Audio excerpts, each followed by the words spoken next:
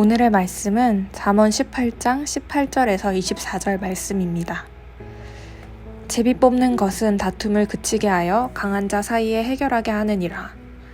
노엽게 한 형제와 화목하기가 견고한 성을 취하기보다 어려운즉 이러한 다툼은 산성 문빗장 같으니라. 사람은 입에서 나오는 열매로 말미암아 배부르게 되나니 곧 그의 입술에서 나는 것으로 말미암아 만족하게 되느니라. 죽고 사는 것이 혀의 힘에 달렸나니 혀를 쓰기 좋아하는 자는 혀의 열매를 먹으리라. 아내를 얻는 자는 복을 얻고 여호와께 은총을 받는 자니라. 가난한 자는 간절한 말로 구하여도 부자는 엄한 말로 대답하느니라. 많은 친구를 얻는 자는 해를 당하게 되거니와 어떤 친구는 형제보다 친밀하니라. 아멘. 오늘 설교 제목을 문제 해결의 비법이라고 했는데요. 비법이라는 말, 비밀스러운 법칙이죠. 이 문제를 해결할 수 있는 비법, 이 비밀의 법칙이 있으면 정말 좋겠습니다. 이 모든 문제에 대입하기만 하면 문제가 다 해결되는 비법. 하지만 그런 게 없다는 거 다 잘 알고 계시죠? 그럼에도 불구하고 설교의 제목을 문제 해결의 비법이라고 정한 것은 어쩌면 우리가 다 알고 있는 바로 거기에 문제 해결의 능력이 있다고 오늘 본문이 말하고 있기 때문입니다. 정말 비법이 아니라 알지만 넘어가는 그것이 정말 비법이라는 것이죠. 본문에서 몇 가지로 이 갈등을 풀고 문제를 해결하는 방법 보면서 우리 삶에 적용해 봅시다. 첫째로, 목숨을 걸 만한 문제는 그리 많지 않습니다. 이런 생각 가지는 거 참 중요합니다. 살면서 그런 경험들 많이 하시죠? 당시에는 정말 중요한 문제인 것 같아서 치열하게 논쟁도 하고 누군가 공격하기도 하고 나도 상처받고 그랬는데 시간이 지나고 나서 보니까 왜 그 문제 가지고 그렇게 싸웠는지 이해가 잘 안 됩니다.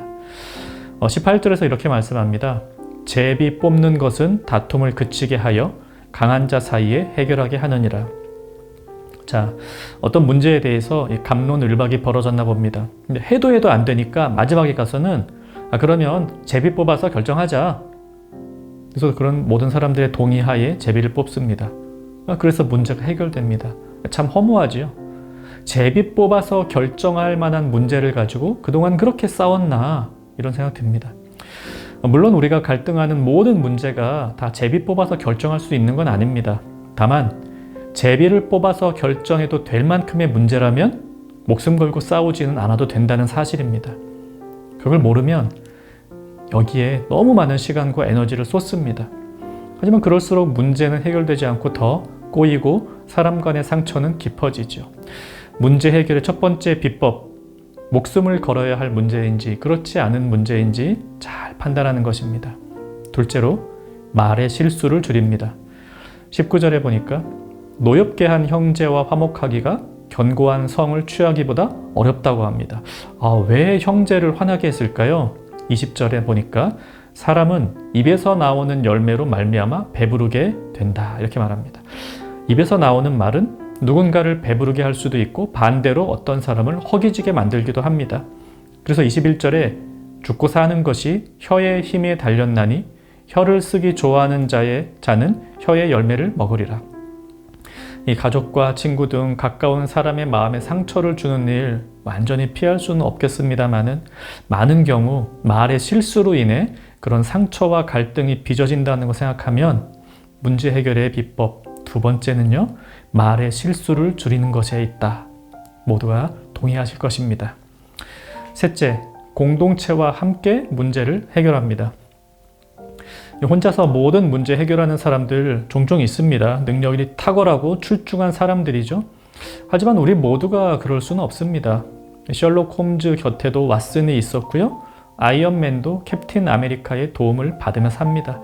22절에 보니까 아내를 얻는 자는 복을 얻고 여호와께 은총을 받는 자니라. 이거 어디 결혼 안 한 사람 서로 살겠습니까? 그리고 왜 아내를 얻는 자라고만 합니까? 남편을 얻는 자는 복이 없습니까? 다 포함된 것으로 우리는 읽어야 합니다. 미혼이나 비혼이나 기혼이나 조론이나 다 이 말씀에서 지혜를 얻을 수 있습니다. 22절부터 24절까지에는 친구, 즉 동료가 곁에 있는 자에 대해 말씀합니다. 24절에는요. 많은 친구를 얻는 자는 해를 당하게 되거니와 어떤 친구는 형제보다 친밀하니라. 그러니까 친구가 많다고 해서 무조건 다 좋은 건 아닙니다. 친구 중에서 해를 가하는 사람도 있으니까요. 하지만 좋은 친구는 형제보다도 더 귀하다 이렇게 말하죠. 그런 친구, 때로는 싸우지만 더 친밀한 그런 친구 중에 남편, 아내 같은 가족도 포함될 것입니다. 자, 이렇게 22절에는 아내를, 24절에는 친구를 말하면서 중간에 23절이 끼어 있습니다. 가난한 자는 간절한 말로 구하여도 부자는 엄한 말로 대답하느니라. 이게 좀 아쉬운 사람은 애걸복걸 하는데요. 문제 해결의 키를 가진 사람은 호통치면서 가르쳐주는 그런 모양새입니다. 이 세 구절 한번 쭉 연결해 볼까요? 남편이나 아내가 있는 이런 사람들 항상 더 행복한 것만은 아닙니다. 하지만 어려운 문제를 같이 나눌 그런 사람이 가까이 있다는 것 분명 복된 일입니다. 친구도 그렇죠. 모든 친구들이 다 항상 용인한 것은 아닐 수도 있습니다. 친구 때문에 싸우죠. 하지만 친구들이 내 문제의 해결을 위해 발벗고 나서주는 것 경험합니다. 가족도 그렇고 친구도 그렇습니다. 때로는 또 내가 치사하게 애걸하면서 문제 해결에 빚을 지며 살 때가 있습니다. 그러면 자기가 뭐라도 된 듯 문제를 해결해주며 뻐기는 사람들도 우리 주변에 있어요. 그래도 그런 이들의 도움을 받아 문제 해결을 하며 살아가는 것이 지혜로운 삶이다. 치사하다고 해서 한번 싸웠다고 해서 친구 다 끊어버리고 가족 다 끊어버리고 도움이 될 만한 사람 끊어버리고 사는 게 아니라 더불어 함께 살아가는 것이 지혜이며 문제 해결의 비법이다.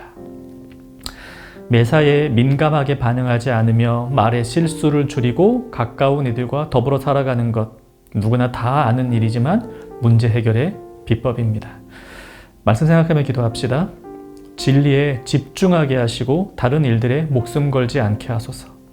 말에 지혜가 있게 하시고 가까운 사람들을 소중히 여기며 살게 하옵소서.